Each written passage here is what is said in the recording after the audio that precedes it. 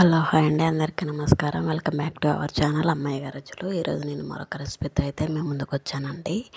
దోశ స్మూత్గా మెత్తగా రావాలి అంటే మనం ఈ విధంగా పప్పు బియ్యాన్ని అయితే రైస్ని అయితే ఈ విధంగా నానబెట్టుకొని మిక్సీ చేసుకోవాలండి. దానికోసం అయితే 1 కప్పు మినపప్పు అయితే తీసుకున్నానండి. తీసుకొని వీడియోలో చూపిస్తున్నట్టుగా 2 టైమ్స్ అయితే బాగా వాష్ చేసుకోవాలి. ఎందుకంటే షాప్లలో స్టోర్ అయి ఉంటుంది కదా, సో దానికోసం అయితే మనము 2-3 టైమ్స్ అయితే వాష్ చేసుకోవాలండి.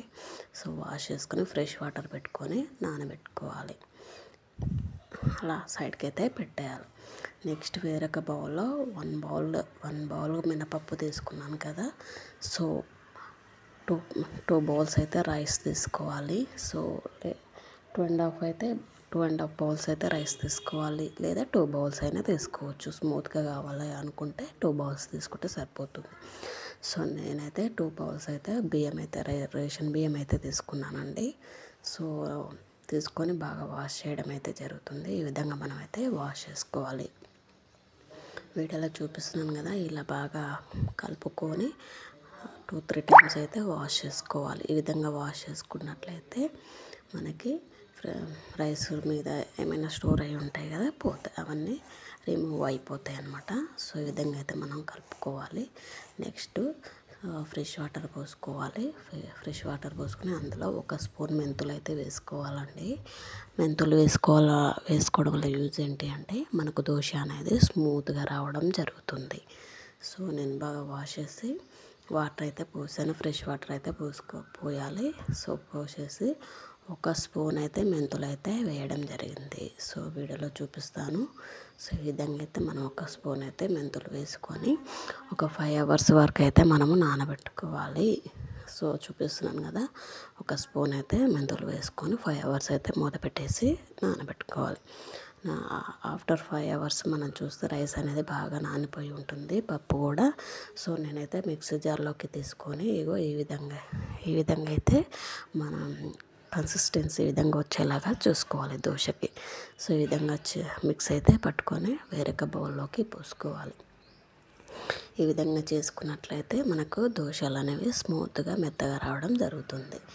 సో నేను మినపప్పు రైస్ అయితే మిక్సీ జార్లోకి తీసుకొని మిక్సీ పడుతున్నాను. సో ఈ విధంగా అయితే మనం పట్టుకున్నట్లయితే మనకు దోశ కన్సిస్టెన్సీ అనేది వీడియోలో చూపించాను కదా, ఆ విధంగా చేసుకుంటే మనకు దోశలు అనేవి స్మూత్గా రావడం జరుగుతుంది. మనం ఇవి దోశలకు కానీ ఊతప్పలు వేసుకోవచ్చు, గుంట పొంగనాలు కూడా చేసుకోవచ్చు.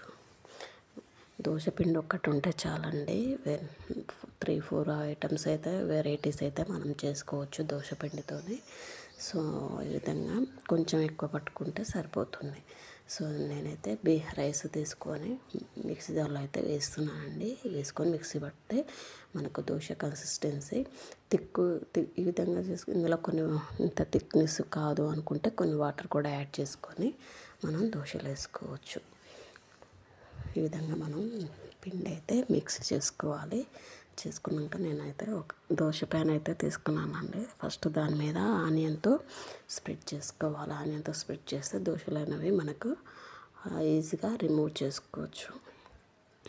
సో నేనైతే ఫస్ట్ దోశ తవ అయితే స్టవ్ మీద పెట్టేసాను. వేడైన తర్వాత ఆనియన్తో అయితే స్ప్రెడ్ చేస్తున్నాను. ఈ విధంగా ఆనియన్తో స్ప్రెడ్ చేసుకోవడం వల్ల దోశలు అనేవి ఈజీగా రిమూవ్ చేసుకోవచ్చు అనమాట. సో ఈ విధంగా అయితే మనం చేసుకోవచ్చు. సో నెక్స్ట్ నేనైతే దోశ అయితే వేస్తున్నానండి. సో ఈ విధంగా దోశ వేసుకొని స్ప్రెడ్ చేసుకున్నట్లయితే మనకి దోశలు అనేవి ఈజీగా రిమూవ్ చేయొచ్చు. ఈ విధంగా చేసుకున్నట్లయితే మనకు పప్పు ఈ విధంగా నానబెట్టుకోవడం వల్ల మనకు దోశలు అనేవి స్మూత్గా రావడం జరుగుతుంది. సో ఈ ప్రాసెస్ నచ్చినట్లయితే లైక్ చేయండి, షేర్ చేయండి, ఛానల్ని కూడా సబ్స్క్రైబ్ చేసుకోండి ఫ్రెండ్స్. మీ ఫ్రెండ్స్, రిలేటివ్స్, నైబర్స్ ఎవరున్నా కూడా వీడియో అనేది షేర్ చేయండి. సో ఈ విధంగానైతే మనమైతే బియ్యాన్ని పప్పునైతే మెంతులు వేసి నానబెట్టుకున్నట్లయితే మనకు పిండి అనేది స్మూత్గా రావడం జరుగుతుంది. దోశలు కూడా స్మూత్గా వస్తాయి. అదే మనం ఇడ్లీ పిండిలో కూడా మనం వేసుకోవచ్చు అండి మెంతులు. ఇడ్లీ పిండిలో కూడా మనం మెంతులు వేసుకొని నానబెట్టుకోవడం వల్ల ఇడ్లీలు అనేవి కూడా మనకు స్మూత్గా మన హోటల్లో చేస్తారు కదా, ఆ విధంగా స్మూత్గా రావడం జరుగుతుంది.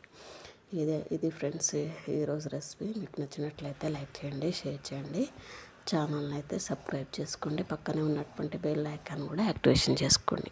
ఎప్పుడైతే నేను వీడియోస్ అప్లోడ్ చేస్తూ ఉంటానో మీకు నోటిఫికేషన్ అనేది రావడం జరుగుతుంది. సో ఈ వీడియోలో చూపిస్తున్నాను కదా, ఈ విధంగా దోశలు అనేవి స్మూత్గా రావడం జరుగుతుంది. సో ఇది అండి ప్రాసెస్. నచ్చితే లైక్ చేయండి, షేర్ చేయండి. Thank you all of you.